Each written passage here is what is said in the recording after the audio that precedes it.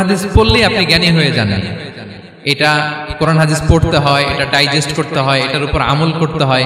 এই জ্ঞান অর্জন শেষে এরপরে আল্লাহর প্রিয় বান্দাদেরকে আল্লাহ অন্তরে ইলমের নূর দেন, ইলহাম দেন। That is the knowledge, that is the pure knowledge.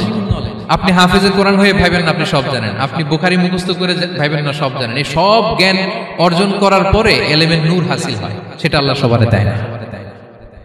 So এই অন্তর্নিহিত জ্ঞান, দূরদৃষ্টি, farsightedness, that is the pure knowledge. এটার জন্য বছরের পর বছর, যুগের পর যুগ সাধনা করতে হয়।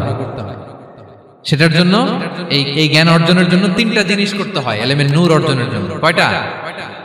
এক হচ্ছে বিনয়, দুই হচ্ছে সফর, তিন হচ্ছে সবর।